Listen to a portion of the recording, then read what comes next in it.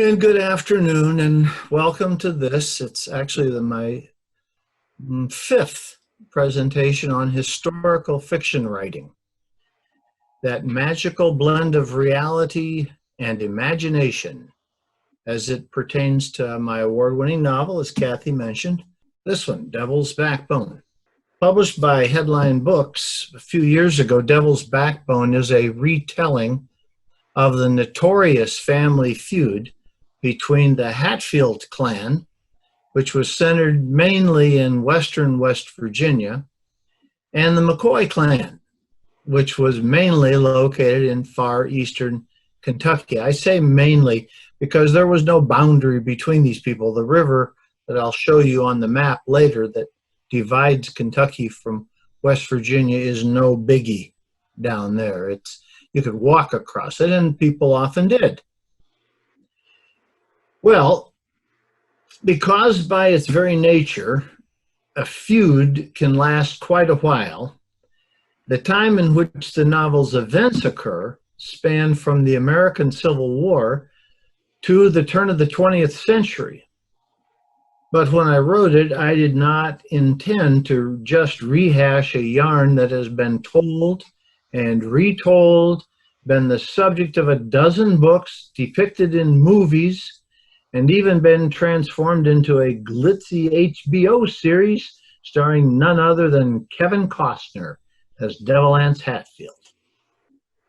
For me, as an author, though, it's entirely different. It comes across different because it's also a part of my family history involving two of the most important people in my life. My great-grandparents, Seabird and Sally. Now, Seabird's a funny name. If you've been here before to any of my presentations, you've probably been properly introduced. But he was a Choctaw Indian cowboy. We used a slash between Indian and cowboy because that's what he was, from out west in the Oklahoma, Texas area, with a fascinating story of cattle drives and rodeos. That was his background back in the 1800s. But Sally's story, and I'll focus a little bit more on her today, that was a whole nother story, as they say. Perhaps it would be wise for me to start with a definition of just what comprises a family feud. No, it's not a game show on TV. Here's how my favorite American author, Mark Twain, a man who lived during the Hatfield and McCoy feud, how he describes it in his masterpiece, Huckleberry Finn. In this section, Buck, Huck's friend, is trying to explain to Huck what a feud is and how it works. So Huck starts off with a question first. Did you want to kill him, Buck? Well, I bet I did. What did he ever do to you? Him? He never done nothing to me. Well, then what did you want to go and kill him for? Why, nothing. Only it's on account of the feud. What's a feud? Why, where was you raised? Don't you know what a feud is? Never heard of it before. Tell me about it. Well, says Buck, a feud is this way. A man has a quarrel with another man and kills him. Then that other man's brother kills him. Then the other brothers on both sides goes for one another. Then the cousins chip in, and by everybody's killed off, and there ain't no more feud. But it's kind of slow, and it takes a long time. Has this one been going on long, Buck? Well, I should reckon. It started 30 years ago or summers along there. There was trouble about something, then a lawsuit to settle it, and the suit went again one of the men, and so he up and shot the man that won the suit, which he would naturally do, of course. Anybody would. Well, what was the trouble about, Buck? Land? I reckon maybe. I don't know.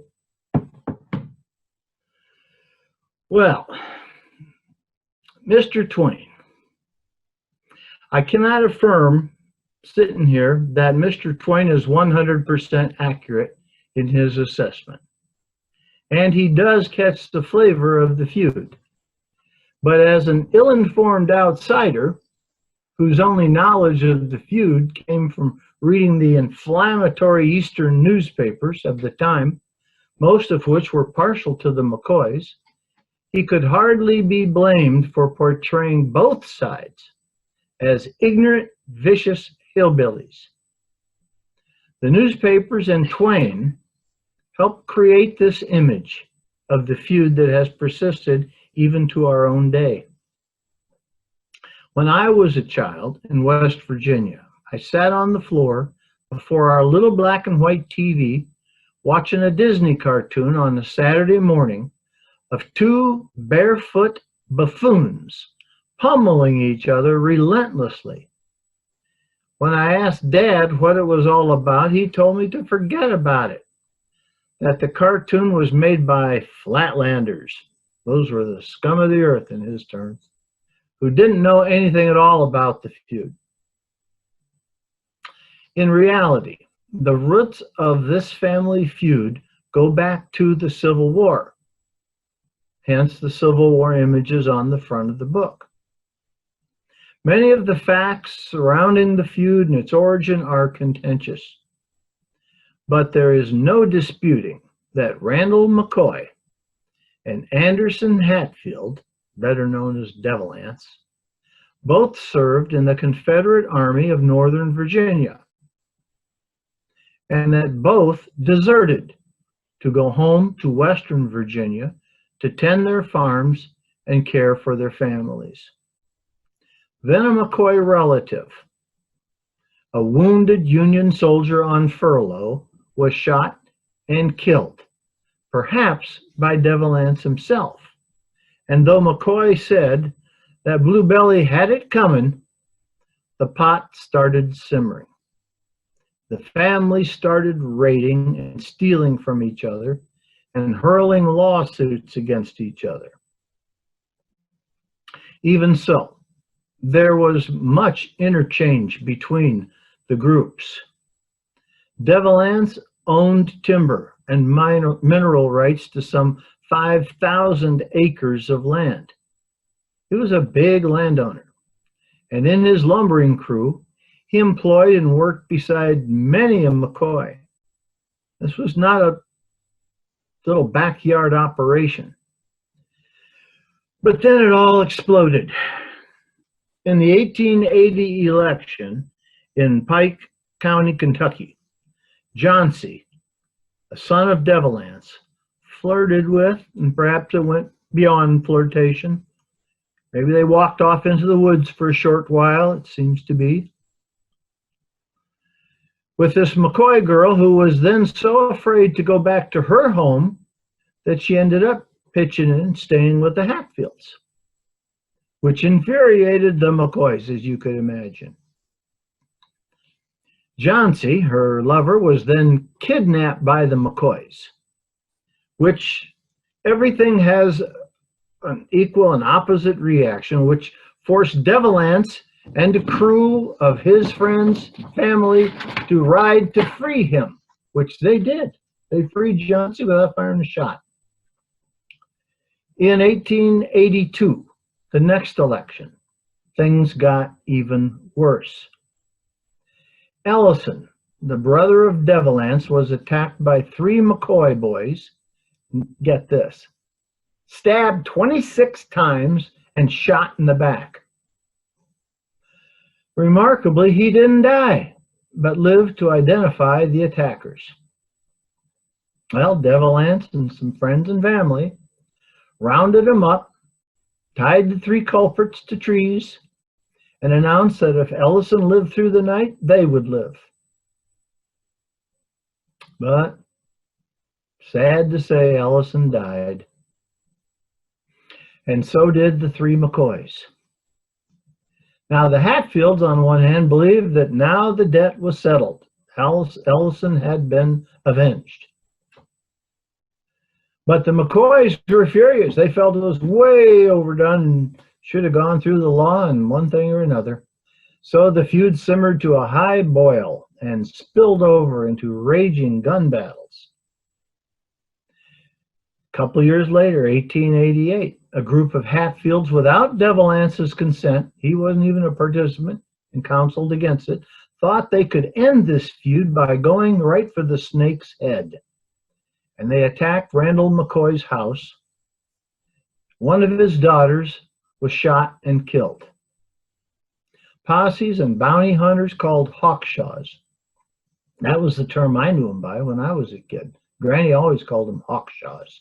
From Kentucky, scoured the West Virginia hills looking for Hatfields to capture or scalp and kill in order to collect pelts for bounties.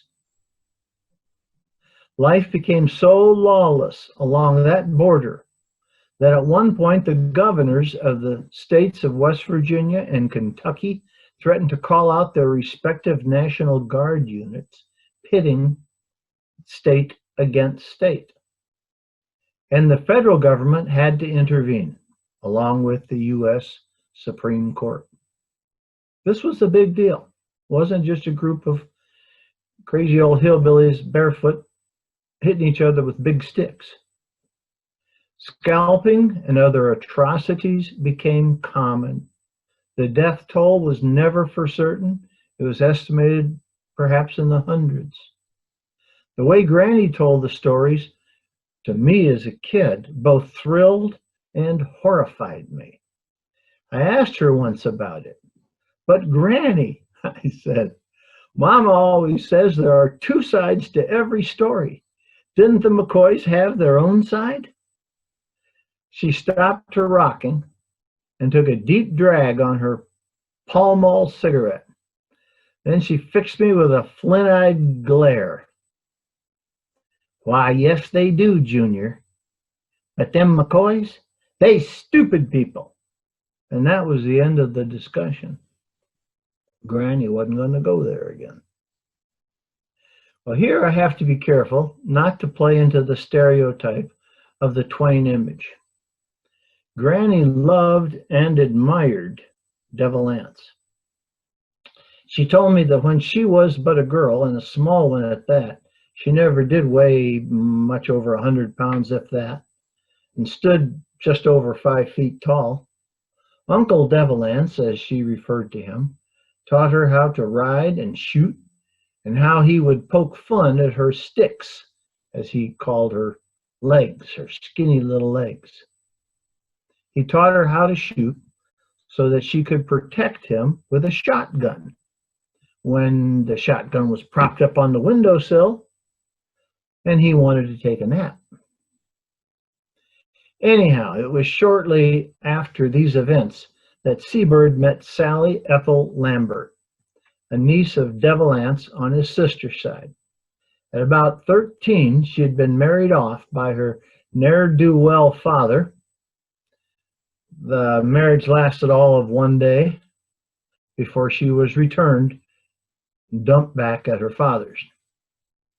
Then, a little later, she married a man last name Osborne, High Sheriff of Logan County. Then he was shot dead trying to serve some papers, leaving her, Sally, a young widow with an infant daughter. Sally moved to the bustling town of Huntington, which was founded in 1871, not too long before, where she took in wash for folks or did whatever she, as a woman, had to do to stay alive. She told me one time that there was more than once that she'd stood on the bank of the muddy Ohio River, and only the fear of what would become of her little daughter kept her from making a hole in the river. It was there that she met Seabird, as he was drifting east, most likely trying to find his twin brother, C. Wright. And this novel begins at that point, with all that background of violence and family feuding that had been going on before that. Now consider this, he knew nothing of it. All he knew was there was this charming young woman who had coffee with him.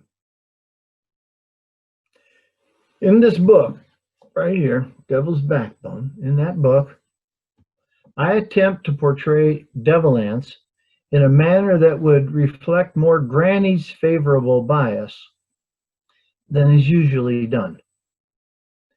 And drawing out his character was not easy. He was a complex person. The person who emerges is a tough man, a fighter, a hunter, and occasionally a killer, but also a man who loves children and his family dearly, and who so wants peace that he writes a letter to Randall McCoy offering up most everything and trying to make peace. But the letter was rejected. He was an intelligent man who later in life becomes a superintendent of schools. That's not really a part of Devil Anse we usually hear about. As a younger man, when asked, because of his name, what he believed in, he replied, "I am a member of the Devil's Own Church." But then in 1911, he was baptized in the river and lived out his life as a committed Christian. Several thousand people attended his funeral when he passed away in 1921. When I asked Granny why he was named Devil Anse, which is kind of a different name, a truly frightening name to a child, she told me that he did it because he was a shy man, and it made space around him from other people. His real name was Anderson, hence the Ants, A-N-S-E, not A-N-T-S. But only his wife Levacy called him Anderson. To everyone else, he was Devil Anse. It makes sense in a practical way. If there are people out there trying to take your scalp, which name would be most likely to ward them off? Andy or Devil Anse? Easy answer. The Devil Anse that appears in my novel is more towards the older man than the younger. He is more eager to make peace than war. From my perspective, given the times and the place, that took more courage than for him to have simply picked up a rifle and gone hunting McCoys. With Seabird's support and encouragement, Devil Anse finally decides to take his case to the state court in Charleston, West Virginia, where he seeks to defend himself, him speaking in his defense at his own trial. That's one reason why the title of my book is also Devil's Backbone. But it is titled that also because of a natural feature up the Tug Fork River. It was a beautiful rock formation. It stood for a million years, where a climactic battle between the Hatfields and the McCoys was waged. I use the term was because due to the battle and several big barrels of TNT, this magnificent natural feature no longer exists. It was named Devil's Backbone. When Seabird marries Sally, he finds he's married more than a woman. He's married an entire clan, kind of like, I imagine, marrying into the mafia. And Sally marries a man totally outside the experience of any man she has ever known. They're developing love as they learn to understand and support each other.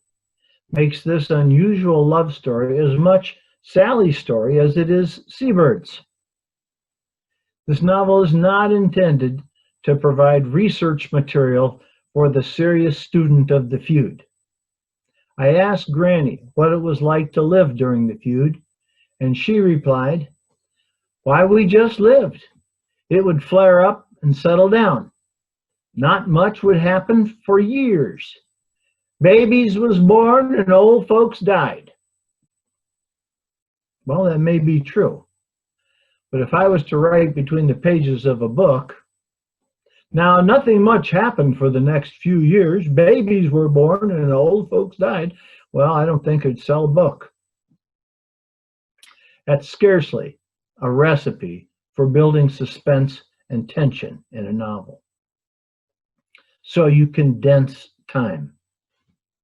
But in the historical information I outline in the story, it is closer to the truth, as I can determine it, than any HBO TV series. As to whether Granny was correct in her assessment of the men at the top, consider this. Hatfield Devalance died a respected member of the community. His funeral was attended by thousands. Randall McCoy, on the other hand, fell down drunk into a fire and burned himself to death.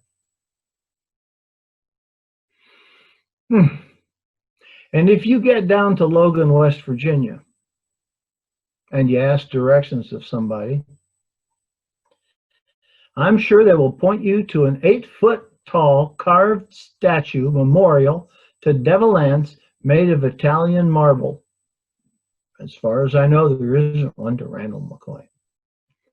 Before I read a few pages here from the novel, I'd like to add a bit of information about the Hatfield family that I hope could help lay to rest the myth of them as ignorant buffoons once and for all. Of Devalance's sons, Johnsy, the one who walked out with the McCoy girl, became a land agent of the United States Steel Corporation and Coke Company. In jail for a year, another son, Cap, studied law while in jail, then became a deputy sheriff, and then a lawyer and practiced with his son and his daughter, Eileen, who became the first woman attorney of Logan County. Robert E. Lee became a rich property merchant. Elliot Hatfield studied medicine, graduated from college in Louisville in 1898. Joe was elected High Sheriff of Logan County. Tanis also had the same job, and Cap served as deputy at one time or another of the both. Willis became the personnel officer for a mining company.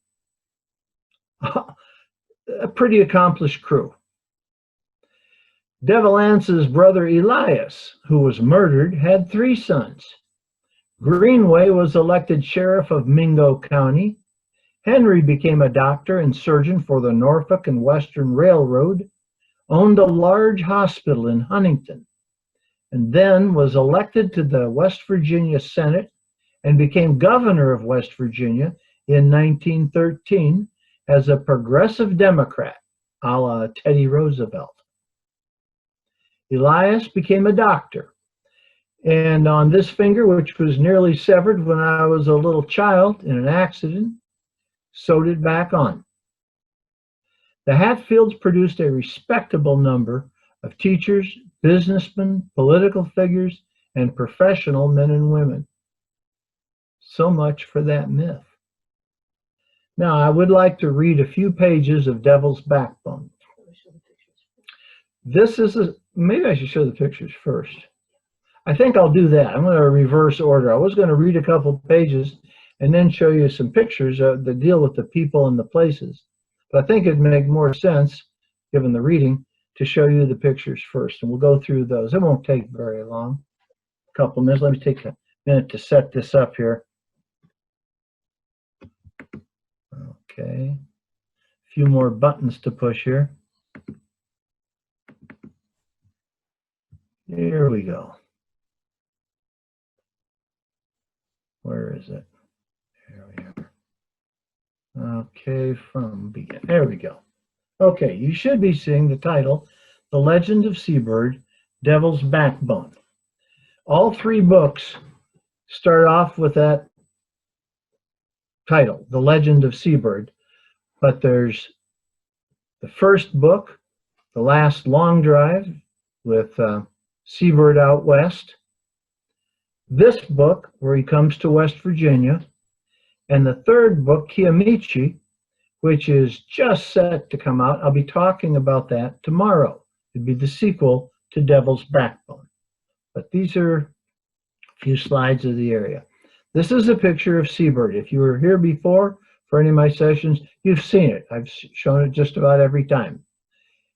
Everything he's wearing there in leather, he made. From his fancy chaps, leather wrist gauntlets, braided, his saddle, his boots, his war grip, he made them all. He could make anything, I thought. This is Granny. There's an older lady. This was Sally, in other words. This was the granny who gave me all that advice about her wonderful uncle, Devilance. She had a twinkly eye and a great cackling laugh, but boy, when she got serious, you got out of her way. This map is useful. This is the Hatfield-McCoy feud battleground. And that little inset up in the right-hand corner, there's Logan County, and there's that river, the Tug Fork, that splits Kentucky from West Virginia. But like I said, if you're thinking Mississippi River, forget it. Think of something maybe 100 yards wide and 4 feet deep. You might have it at flood stage. On the West Virginia side are most of the Hatfield places, and if you get down that way, that's where the different fights occurred, or Devilance's house, or the other things. And on the Kentucky side, over towards Pikeville, is where the McCoys lived. This whole area isn't more than a couple miles apart. Logan, West Virginia is nestled right here up against the hills, and that little ridge in the background standing up is Rattlesnake Mountain. I use that as a setting in the book for a couple scenes. That's why it's here. Logan's a little town of maybe 10, 12,000 people now, in some hard times. So if you get there, buy an ice cream cone. This is the family. Picture of the family. These are the Hatfields. There's a little bit of heat being packed there. Devilance is second from the left, the man with the beard and the rifle between his legs, big full black beard, looking out at the camera. And right next to him is his wife, Levacy. She was the only one you could call him Anderson. Oop, I just went too far. Let me see if I can back up here. That's a close-up of Devilance. He's a tall man, a big bushy beard, intelligent look to his eye. And like I said, he was quite a personality.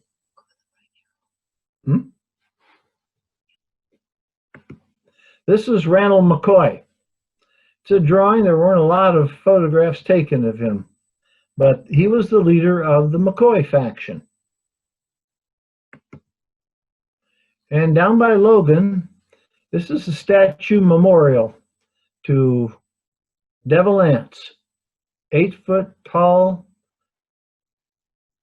Italian marble statue memorial put there, and they keep fresh flowers on it. Quite an admired person. A number of years ago, when my daughters were in high school, we went down to West Virginia, to this area. I took them down there on a visit to their grandfather, who was living up there in these hills in a cabin up on a mountaintop. And it's so easy, unless you know those roads. I think even if you did know those roads, you can get turned around up in those hills. there's traces and roads and one thing or another. I got hopelessly confused. It was a white sky day, as you can see. Didn't even have the sun to help me out. So we pulled over by the side of a road, if you can call it that, up on one of the hillsides, and there was a cemetery spilling down the hillside right here. Well, it just so happened, we called my dad and told him where we were. He says, "Oh, you're at the Hatfield Cemetery." He says, "You just got to go around the mountain and I'm on the other side." That's how close we were, but we could have been in who knows where, Georgia, for all we knew. This is a Hatfield Cemetery. I think there were two, but this is definitely one of them. They're all pretty much Hatfields, with one exception.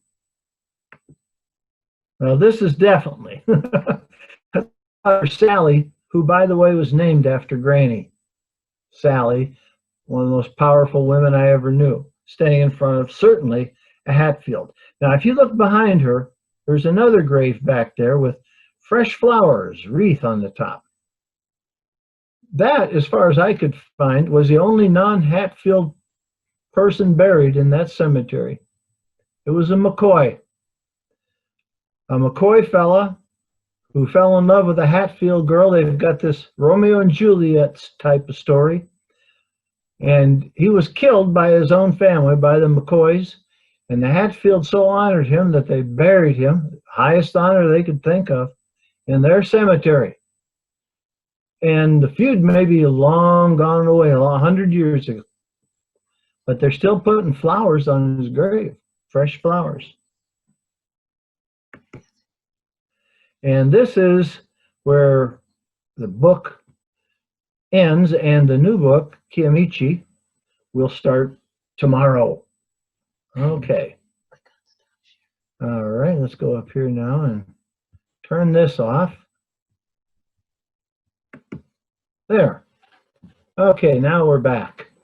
But that just is, in case you're not from West Virginia or that area, it's different. It's a little broken. I felt that area of land back in those hollows is more like God picked up the quilt on the bed and just ruffled it and let it fall. Wherever it fell, those became the hollows. Well, I'm going to turn and read a passage. It's hard to find a passage that doesn't give away the plot. So I've tried to avoid doing that, but I think I've got a passage. Small section here. This is evening. Seabird is gone. There's two women, Mary, whose husband has been brutally murdered, and Sally, with her little daughter, under siege in a house. There's hawkshaws, or a posse, whatever you want to call it, all over the place, around the place. Now, I'm going to just pitch right in there. The evening oranges and reds hung in the air like a mist that would drift up the slopes of the mountains and linger as though tethered to the treetops. But eventually that last shade disappeared from the sky to be replaced by sharp, white, cold pinpricks of light suspended on a black velvety background. The sliver of a crescent moon cast little light on the farm nestled in the hollow below. The hens had long gone to roost. Fear rose in the breasts of the women as the silent blackness descended, but they did their best to hide it for the sake of the small child. Since the few random shots fired in their direction hours ago, silence wrapped itself around the house like a thick blanket. In the loft, Sally sat on the edge of Gertrude's bed. Tucked as it was under the slope of the roof, she had to be mindful lest she smack her head against the ceiling. Reaching over, she stroked her child's hair and hummed a soft lullaby.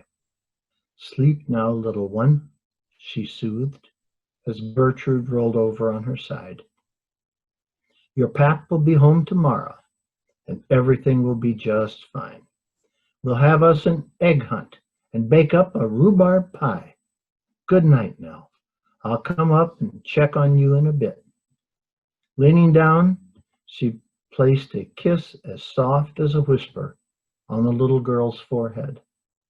"Good night, sleep tight, God bless you, and sweet dreams." Good night, Ma." Sally stood and looked out the window, hearing only the crickets and rhythmic peeping of the frogs down by the creek that tumbled through the hollow, detecting only the faintest glimmer of starlight off the porch roof below. "Where are you, seabird?" she wondered. "I'm holding on here, but by the skin of my teeth. You were right. I should have done as you said and stayed up at Devil Anse's. Oh, why do I buck you so much? I wish I knew." She sighed to herself and carefully descended the ladder. Mary had lit a lantern in the kitchen, its dim glow casting long shadows throughout the house. With all the shutters locked shut and the door barred, the place felt more like a crypt than the bright and airy home it became during the day. Neither woman wanted to sleep, but both needed it desperately. Desultory conversation tapered off and ceased.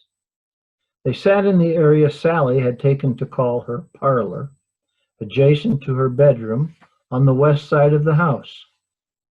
"I don't know what else we can do now but wait till dawn," Mary said finally, reclining on the settee and fluffing a pillow beneath her head. "Keep that knife handy, Sally. I'm going to get me some shut-eye. I'll spell you after a while." Sally just nodded her assent from the rocking chair. She awoke with a start, all of her senses alert, her head clear. She had heard something, of that she was certain. But what was it? Perhaps it had just been Gertrude's bed squeaking as she tossed or turned in her sleep. Heaven knows how the child had remained so calm given the terrible excitement of the day. But no, there it was again. The kind of sound a person would make walking on a porch and trying not to make a sound. Sally glided over to where Mary slept and gently shook her shoulder. Mary opened her eyes and looked at Sally's face by the dim light. "Someone's outside," Sally whispered. "I heard him walking on the porch." Mary swung her legs to the floor. "What are we going to do?" "I don't know, but look." Mary turned her face in the direction Sally indicated. The door latch turned, and the door tightened against the bar as some outside force applied pressure. Then the door returned to its original position as the pressure against it ceased. A few moments later, the women started again and turned to face the shuttered window in the parlor as the slightest sound of boot on board riveted their eyes in that direction. "He's testing the windows," Mary whispered. "But," she added with a reassurance she did not feel, "he'll not get in that way. They're all locked up tight." "Not all of them," Sally said. "I'm cooking up some lard soon as I get the fire built up." "Lard?" Mary questioned. "What for? The man can't fly." Sally said nothing, but walked directly to the stove and soon had a large saucepan of melted lard bubbling away. After checking on it, she stepped to the counter. "Mary, you take this large butcher knife," she directed, "and watch the windows. If you get a chance, stick it somewhere so's it'll hurt." She handed it to her friend and, using a towel for a hot pad, carefully removed the saucepan of scalded lard from the stove and carried it to the base of the loft ladder. "But first help me with this hot pan.